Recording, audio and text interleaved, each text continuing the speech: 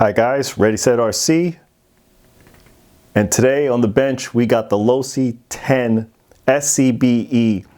Had this car for quite some time. With the release of the new Tenacity Pro from Losi, figured we'd put some new life into this RC. So we bought up some parts. Going to take some parts from the parts bin that we have here at Ready Set RC, and we're going to breathe some new life into this kit. Just to start off, so you guys know some of the parts that we're going to put in, and I'll put all the parts in the description below. It's been a great kit, but looking to take it to the next level. I'm not trying to duplicate what Losi has done with the Pro, but what we plan on doing with this, we definitely need to strengthen it a little bit, and we'll show you at the end of the list of parts as to why we're going to do some of these strengthenings to this kit. So first off, we're looking to put metal servo horn on this, and this is TLR 1557. As I said, I'm going to put all the parts in the description below. Top brace in there, and that's part number TLR 331008. And this is going to give us a little bit more rigidity at the top plate. Right now, these parts that I'm talking about that are on the TEN SCBE, they're all plastic. We're adding to the hot racing front and rear shock towers. Both of them are carbon fiber. We love the wheels that are on here, but I want a little bit more flexibility as to what I can run. So we're going to take it up to, and this part is all preference. This has nothing to do with strengthening. We're going to take it up to the 17 millimeter hexes on this, and M2C Racing is the hexes that we're going to utilize on here to get us up to the 17 millimeter ones. For the servo, I'm not quite sure as to what I want to go with. The servo that comes in this kit is a little slow, but you know, I'm not sure which one I want to go with. This came out of the parts bin that we have here at Ready Set RC. I have my Savox 1258 TG, and if I want to go waterproof, I could go with my Savox 1211 SG. Also from the parts bin, we have some of the ProLine shocks to go in there too as well. And also ordered up the ProLine rear shocks, part number 6063-01. To do that, we also bought the universal kit to go in there and be able to utilize those shocks on this kit. And lastly, so I can explain as to why we're doing all this, currently this kit runs on 2S and 3S. I never had an issue with heating on here for the simple fact that I've geared down. I've never had an issue with it cutting out. But I want a little bit more versatility, as I've told you guys, and I want to strengthen it while I'm doing all of it. We're going with Arrma's BLX 2400 kV 4-pole motor on this. I ordered this up on eBay, got this through, so I'm going to put this in this vehicle, and Arrma's BLX 120 ESC. I'm probably going to chop these ends off because I don't plan on running anything more than 4S in this kit. So with a single pack, I'm going to chop these off. I'm going to put my XT90 connectors on this, but this is what we're looking to run. So here we are, guys. Losi TEN SCBE, all done. All of the modifications put on here. I think it looks amazing. But I'll tell you though, I didn't quite like the fitment of the shock towers on here, and I went with the hot racing shock towers. Had to do a lot of offsetting on the shocks, especially the upper parts of the shock mounts.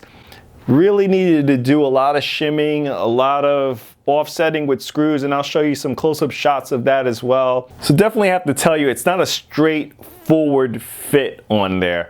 So I don't know if there's going to be a little bit difference if you buy the Losi carbon fiber shock towers versus the hot racing carbon fiber shock towers, but that's the one thing I experienced on this, is that I ended up having to, you know, kind of doing some of my own modifications on here, and not just the rear but also in the front, just to make it all work. But it works and it looks amazing. The M2C Racing 17 millimeter hexes on here, love them to death. I have so many different 17 millimeter wheels that I can utilize. Not too big on the 10th scale, so really didn't have too many wheels that I could run on this based on my 10th scale wheels. Tons of 17mm wheels that I can run, and that's one of the things I wanted to do on this. And what I want to show you guys too is some size comparisons. So we have here the original wheels from the SCBE, and this is the new buggy wheel. So you can see, I want you guys to get a good look at the height difference between the two.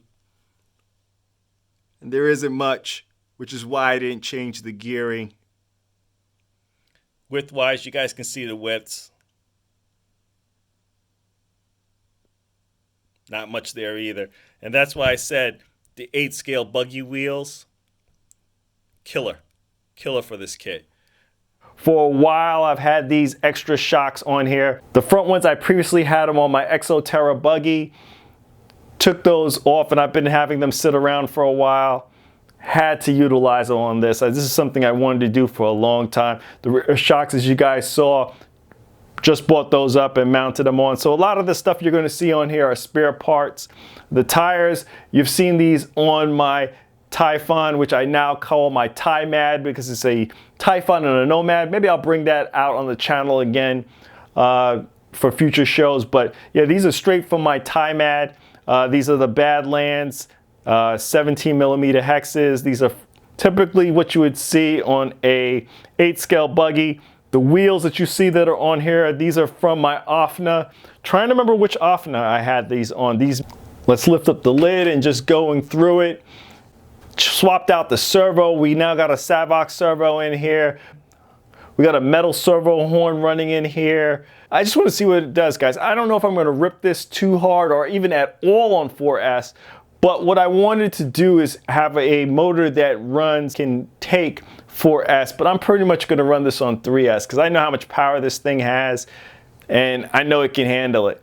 What I also did too, and I'll show you some close-up shots of this, is that I installed some Velcro battery straps. I know the current battery system wouldn't be able to even hold 4S in here, so I just wanted to make sure that I had something that was capable of doing that. I've tried it out with a 4S pack and it fits perfect, guys.